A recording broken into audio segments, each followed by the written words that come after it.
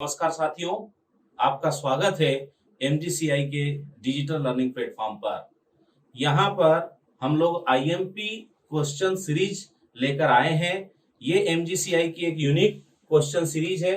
इस सीरीज में मैं अरविंद शर्मा आपके लिए जो एग्रीकल्चर के इंपॉर्टेंट क्वेश्चंस हैं, जो एग्रीकल्चर कॉम्पिटिटिव एग्जाम्स में पूछे गए हैं, पूछे जाने वाले हैं, जिनके आने की संभावना है, वो क्वेश्चन लेकर आया हूं। और ये जो हमारा लेक्चर है, ये थर्ड लेक्चर है। इसमें हम आज सॉइल साइंस से रिलेटेड क्वेश्चंस की बात करने वाले हैं। आज का हमारा पहला जो क्वेश्चन हमारे सामने है वो है प्राथमिक मृदा के कणों का विन्यास और एक निश्चित परिभाषित पैटर्न में उनकी समग्रता कहलाती है। इस क्वेश्चन में अंग्रेजी में देखें, the arrangement of primary soil particles and their aggregates into a certain defined pattern is called as. यहाँ पर जैसे ही अरेंजमेंट वर्ड आ जाए, अरेंजमेंट वर्ड आते ही, अरेंजमेंट शब्द जैसे ही आपको दिखे, आपका आंसर सीधा जाना चाहिए arrangement of soil particle is structure. इसे हम कहते हैं मृदा संरचना। जैसे ही आपको अरेंजमेंट वर्ड दिखे, हम आ जाएंगे संरचना के ऊपर। अब मृदा के अंदर आप जानते हो कि 4 प्रकार की संरचनाएं पाई जाती हैं मुख्यतः। पहली है ग्रेनुअल, फिर है प्लेटी, ब्लॉकी एंड प्रिज्मेटिक। ये अरेंजमेंट ऑफ पार्टिकल्स है। हम देखते हैं कि सॉइल के जो पार्टिकल्स होते हैं, ये पार्टिकल्स इस तरह से एक गुच्छा बनाते हैं, वंश बनाते हैं। इसे हम कहते हैं कणपुंज। इस वंश को कणपुंज कहा जाता है, या हम इसे कहेंगे पेड्स। और ये जो पेड्स होते हैं और पार्टिकल्स होते हैं, इनके अरेंजमेंट को ही हम कहेंगे सॉइल स्ट्रक्चर, मृदा संरचना। इसमें सबसे अच्छी संरचना मानी जाती है ग्रेनुलर, दानेदार या कणीय संरचना इसे कहा जाता है, क्योंकि इसमें पर्याप्त रंध्रावकाश, पोरोसिटी होती है। इसलिए ये जो स्ट्रक्चर है, ये सबसे इंपॉर्टेंट होता है, बेस्ट सॉइल स्ट्रक्चर माना जाता है। तो ये हमने प्रथम क्वेश्चन यहाँ पर देखा। आगे बढ़ते हैं। सीमेंटिंग एजेंट के रूप में कार्य करने वाले सेक्सो ऑक्साइड, ये जो सेक्सो ऑक्साइड है, ये किससे बना होता है? ये प्रश्न हमारे सामने है। तो ये बात मैं आपको बता दूं कि ये जो सेक्सो ऑक्साइड है, ये सीमेंटिंग एजेंट है। सीमेंटिंग एजेंट मतलब यह मृदा में कणों को चिपकने का गुण प्रदान करता है। मृदा कणों को चिपकने का गुण प्रदान करने वाला, ये हम बात कर रहे हैं सेक्सो ऑक्साइड एक एजेंट होता है। ये किससे बना होता है? तो ये बना होता है लोहा और एल्यूमिनियम ऑक्साइड। ये आप देख सकते हो कि ये सॉइल के जो पार्टिकल्स होते हैं, ये जो पार्टिकल्स है, इनके बीच में आप देखो ये एल्यूमिनियम जो है आपको नजर आ रहा होगा। आयरन और एल्यूमिनियम, ये जो है इनसे मिलकर बना होता है सेक्सो ऑक्साइड, जो प्रदान करता है मृदा कणों को चिपकने का गुण। समझ गए? सीमेंटिंग एजेंट है, मतलब उनको चिपका के रखेगा, जोड़ के रखेगा, ये वाला कार्य करता है। अगले प्रश्न की तरफ मैं चलता हूं। अगला प्रश्न है खालिस्तान दिया है, मृदाएं भारत में जलमग्न स्थिति के नीचे अवसादों में निर्मित होती है। Soils in India are formed in respiration under submerge condition. Submerge condition को हम जलक्रांत भी कह सकते हैं। जलक्रांत मतलब water log. Water log soil जो होती है, वहां पर उस कंडीशन में किस तरह की मृदाओं का निर्माण होता है, ये आपको यहाँ दिख ही रहा होगा। ये पानी भरा हुआ है, ये पेड़ पौधे देख रहे हैं, ये मैंग्रोव फॉरेस्ट है। ये जो है इलाके, यहाँ पर दलदली और कीचड़ युक्त जो मृदाएं होती हैं, इनका निर्माण होता है।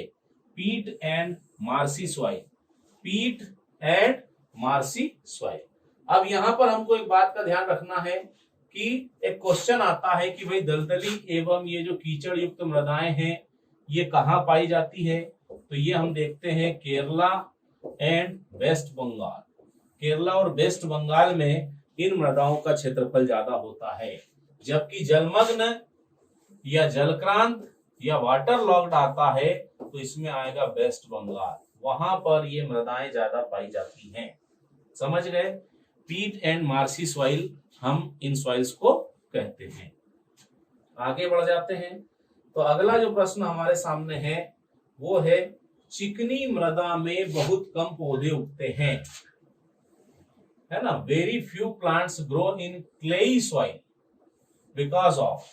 क्ले सॉइल जो होती है, ये क्ले सॉइल में हम देखते हैं, हेवी सॉइल हम इसको बोलते हैं, और यहाँ ज्यादातर फसलों के लिए ये अच्छी नहीं होती है। क्यों नहीं होती, उसका कारण हम देखते हैं। उसका कारण है वायु की मात्रा, एयर कंटेंट। एयर कंटेंट जो है इसमें कम होता है, क्योंकि वाटर होल्डिंग कैपेसिटी इसकी हाई होती है। जैसे आप यहाँ देख सकते हैं कि ये नॉर्मल सॉइल कंडीशन है, इसमें आप देख रहे हो एयर एंड वाटर, है ना, 50% एयर एंड 50% वाटर। ये पोरोसिटी की बात हो रही है। पोरोसिटी में आपको एयर और वाटर 50-50% के आसपास दिख रहा है, अप्रोक्स दिख रहा है। बट ये है क्ले सॉइल, ये क्ले सॉइल है। क्ले सॉइल में आप देखेंगे कि फाइन सॉइल पार्टिकल्स होते हैं। यहाँ पर आप देखोगे कि आपको ऐसे नजर आएगा कि 80-90% यहाँ पर वाटर, और एयर के लिए ओनली 20%। एयर के लिए यहाँ प्लेस नहीं है, क्योंकि वाटर होल्डिंग कैपेसिटी हाई होती है। लॉन्ग टाइम तक वाटर सॉइल के जो पार्टिकल्स होते हैं, इनके बीच में जो पोर्स है उसमें होल्ड रहता है। इसलिए जो हेवी सॉइल होती है या जो क्ले सॉइल होती है, ये ज्यादातर पौधों के लिए उपयुक्त नहीं होती है। उसका कारण क्या है, एयर कंटेंट या वायु की मात्रा। चलिए अगले प्रश्न पर चलते हैं। मृदा के घनत्व को मापने की इकाई है। मृदा का घनत्व, है ना, मृदा का घनत्व मतलब मृदा के इकाई आयतन की सहिती जो होती है, उसी को हम क्या बोलते हैं, घनत्व। इसको मापने की इकाई यहाँ पर कौन सी है, तो ये है मेगाग्राम। मेगाग्राम प्रति घन मीटर, मेगाग्राम मीटर क्यूब जो है ये है। इसके अलावा हम देखते हैं पौंड पर क्यूबिक फीट, एंड हम यहाँ क्या बोल सकते हैं, ग्राम पर क्यूबिक सेंटीमीटर। वैसे सॉइल का जो डेंसिटी हम कैलकुलेट करते हैं, उसकी जो मेन यूनिट है वो है ग्राम पर सेंटीमीटर क्यूब। ये है ग्राम प्रति घन सेंटीमीटर, ये है। और इस तरह से हम मृदा का घनत्व यहाँ पर ज्ञात कर सकते हैं। आगे बढ़ते हैं।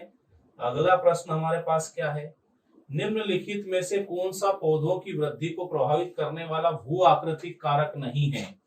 भू आकृतिक, और यहाँ पर नॉट लगा हुआ, ये ध्यान रखना, है ना, ये फिजियोग्राफिक फैक्टर इनमें से कौन सा नहीं है।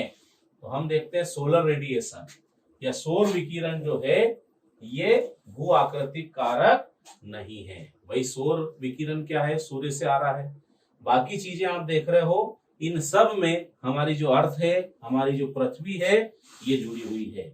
इसलिए इसे हम कहेंगे कि ये वाला कारक जो है, यह भू आकृतिक कारक नहीं है, फिजियोग्राफिक फैक्टर नहीं है। सौर विकिरण और सोलर रेडिएशन। नेक्स्ट क्वेश्चन पर हम लोग आते हैं। नेक्स्ट क्वेश्चन है, टेरेस बनाना खालिस्तान में मृदा संरक्षण का एक प्रभावी तरीका है। Terracing is an effective method of soil conservation. Soil conservation की इफेक्टिव मेथड है टेरेसिंग। अब टेरेसिंग कहां पर करते हैं, तो ये आप देख सकते हो यहाँ पर डायग्राम में।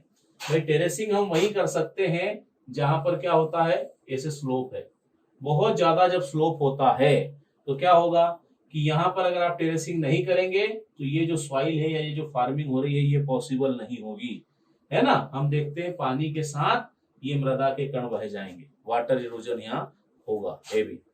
बट यहाँ पर हम क्या करते हैं, जो हिली एरियाज होते हैं, पर्वतीय क्षेत्र होते हैं, यहाँ पर हम इस तरह के टेरेस बनाते हैं, और टेरेस बनाकर हम सॉइल का कंजर्वेशन कर सकते हैं।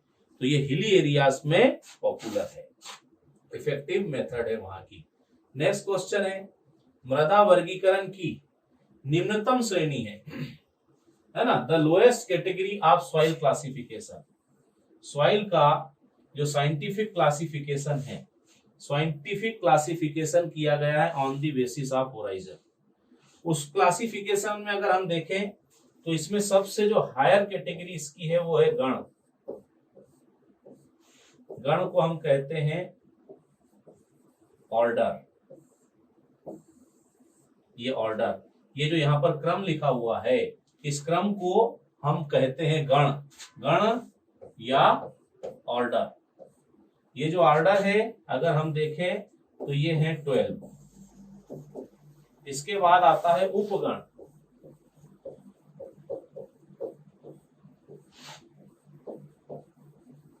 सब ऑर्डर,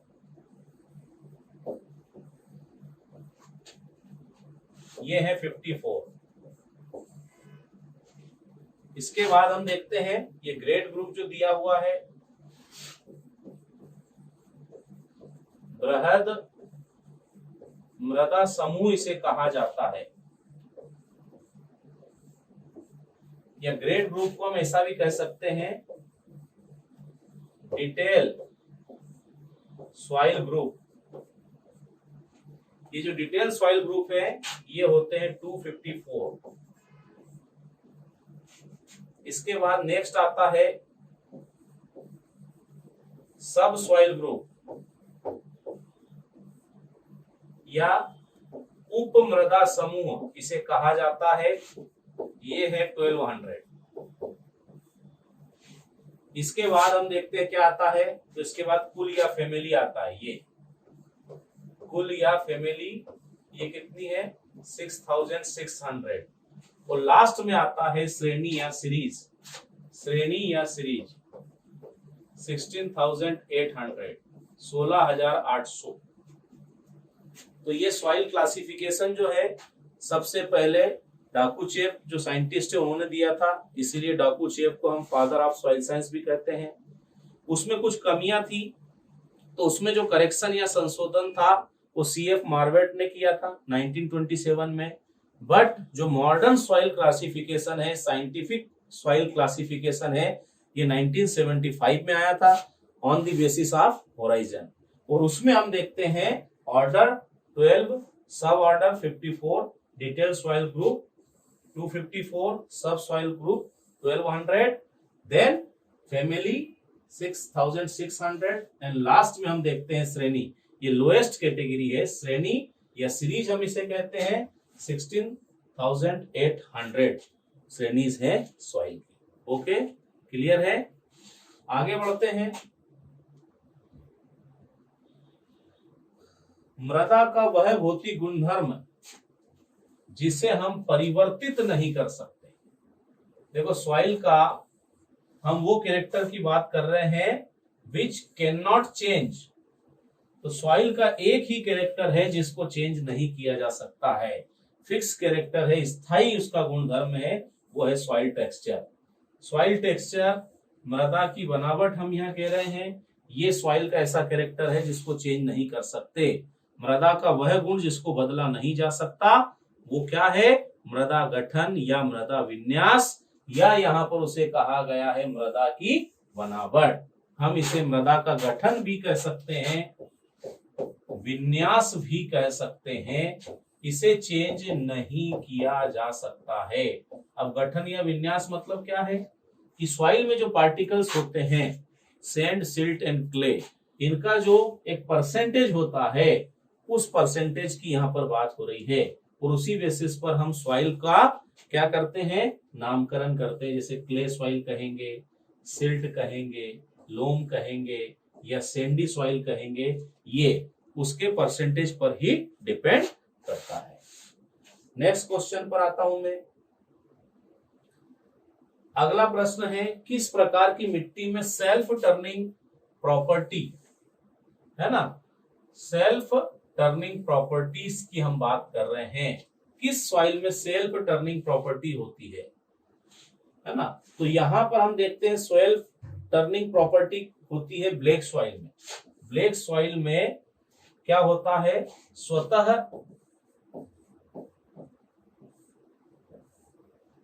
मृदा पलटाव, सेल्फ टर्निंग प्रॉपर्टी। हम देखते हैं जो क्ले सॉइल है इसमें आप देखो, क्ले सॉइल में क्या होता है कि जब गर्मी के दिन आते हैं इसमें दरारें पड़ जाती है ना। ये जो दरारें पड़ती हैं, दरारों के कारण क्या होगा, ये जो पार्टिकल्स यहाँ पर टूटेंगे, टूट कर नीचे गिरते हैं दरारों में, या जब पानी आएगा तो पानी जब शुरुआत में आएगा तो ये कण उसके साथ घुलकर नीचे की सतहों में चले जाएंगे। इससे क्या होगा, नीचे की मिट्टी ऊपर आ जाएगी। इसी को कहा जाता है सेल्फ टर्निंग प्रॉपर्टी। और ये सेल्फ टर्निंग प्रॉपर्टी कौन प्रदर्शित करता है? ये प्रदर्शित करती है ब्लैक सॉइल या काली मृदाएं जिनमें दरारें पड़ जाती हैं। ठीक है, इसके बाद आगे बढ़ते हैं। निम्न में से कौन सी मिट्टी का प्रकार लंबी फसलों को बढ़ावा देता है? लंबी फसलें, टॉल क्रॉप, जिनकी हाइट ज्यादा है वो वाली क्रॉप की बात चल रही है। अब ज्यादा हाइट अगर है तो ज्यादा हाइट होने के लिए सॉइल थोड़ी सी हेवी होना चाहिए।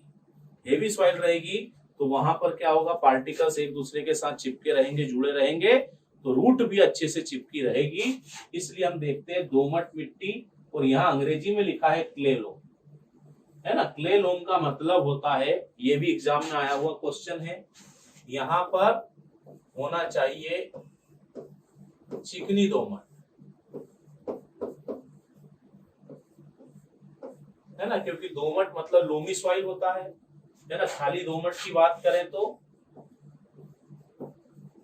लोमी सॉइल, है ना, लेकिन यहाँ पर क्या बोल रहा है अंग्रेजी में, क्ले लोम।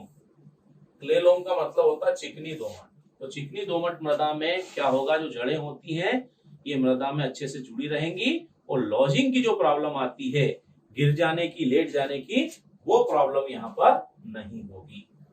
चलिए अगले प्रश्न पर चलते हैं। मृदा की वह परत जिसमें क्षरणोपरांत पेत्रक पदार्थ उपस्थित होते हैं, है ना, पेरेंट मटेरियल। यहां पर एक वर्ड आया पेरेंट मटेरियल।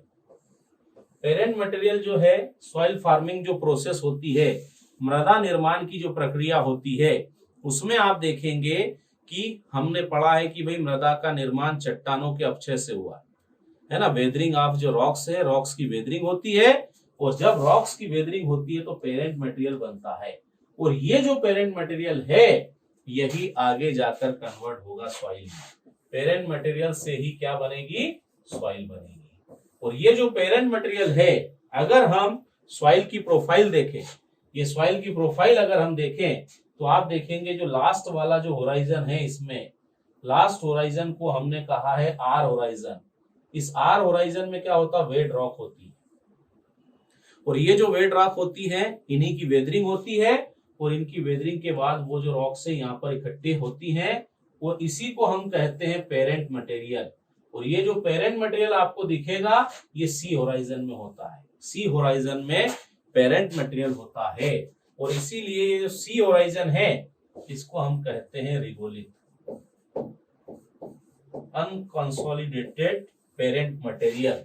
ये सी होराइजन में होता है, और सी होराइजन को हमने रिगोलिथ कहा है। और इसके बाद ये जो ए और बी है, ये मेन जो है सॉइल के होराइजन है, A and B horizon. A plus B को हम क्या कहते हैं, तो ए प्लस बी होराइजन को हम कहते हैं सोलम, है ना। सोलम मतलब फ्लोर जो है यही है। तो पेरेंट मटेरियल जो है ये किस होराइजन में होंगे, सी होराइजन में होंगे, और इसी को हमने क्या कहा है, रिगोलिथ कहा है, पेरेंट मटेरियल। नेक्स्ट क्वेश्चन पर हम लोग आते हैं। मृदा की गुणवत्ता निर्भर करती है, मृदा की गुणवत्ता किस बात पर निर्भर करती है, तो क्वालिटी ऑफ सॉइल, सॉइल की क्वालिटी किस चीज पर डिपेंड करती है, तो हम देखेंगे फिजिकल प्रॉपर्टीज, इस पर भी डिपेंड होती है। फिजिकल प्रॉपर्टीज, है ना, ये सॉइल की फर्टिलिटी को मेंटेन करते हैं, है ना। केमिकल प्रॉपर्टीज ये भी आएगी, कौन कौन से उसके अंदर केमिकल्स हैं ये भी आएगा, बायोलॉजिकल भी आएगा। तो हम कह सकते हैं कि जो सॉइल की क्वालिटी है, मृदा की गुणवत्ता है, वो सभी गुणों पर निर्भर करेगी। भौतिक, रासायनिक और जैविक सभी गुण अच्छे होंगे तो मृदा की क्वालिटी, गुणवत्ता भी अच्छी होगी। अगले प्रश्न की तरफ मैं चलता हूं। अगला प्रश्न है हमारा, पिघली हुई सामग्री मैग्मा के ठंडा होने से निर्मित सेलों को निम्न नाम से जाना जाता है। मैग्मा, मैग्मा का मतलब होता है लावा। हम देख रहे हैं 3 तरह की चट्टानें हैं। इन 3 तरह की चट्टानों में से आग्नेय चट्टान, ये जो आग्नेय चट्टान है, इग्नियस रॉक है, ये जब ज्वालामुखी फटते हैं, वॉल्केनो से जो मैग्मा निकलता है, जो लावा निकलता है, ये आपको यहाँ दिख रहा होगा, ये ठंडा होता है और ठंडा होकर कई तरह की मृदाओं का ये निर्माण करता है। ये जो लावा हमको यहाँ दिख रहा है, ये तो इससे मृदा बनेगी, चट्टानें बनेगी, और ये जो चट्टानें होती हैं, ये चट्टानें किसमें आती है, तो आग्नेय चट्टान में आती है। जबकि आग्नेय चट्टान में जब वेदरिंग होगी, इसके जो कण हैं वो छोटे छोटे टुकड़ों में बटेंगे, कणों में बटेंगे, और वो नदी, नाले, तालाब आदि की तली में जमा होंगे, तो बनेगी सेडिमेंट्री रॉक्स या अवसादी चट्टान। और फिर हम देखते हैं कि आग्नेय चट्टान और अवसादी चट्टान जब इनका रूप बदल जाएगा, है ना, मेटामॉर्फोसिस होगा, तो जो चट्टान बनेगी वो कहलाएगी मेटामॉर्फिक, कायांतरित या रूपांतरित चट्टान। तो यहाँ पर हमारा आंसर क्या आएगा, इग्नियस रॉक, यहाँ पर हमारा आंसर होगा। तो ये हमने मृदा विज्ञान से संबंधित जो महत्वपूर्ण प्रश्न थे, जो अलग अलग एग्रीकल्चर की जो एग्जाम्स होती हैं उनमें पूछे जाते हैं, उनको हमने डिस्कस किया है। इसके आगे की जो मैं क्वेश्चन है, चैप्टर्स हैं, वो नेक्स्ट लेक्चर में आपके लिए लेकर आऊंगा। इसी तरह हमारी चैनल के साथ जुड़े रहें ताकि ये इंपॉर्टेंट क्वेश्चन आपको मिल सके। धन्यवाद दोस्तों।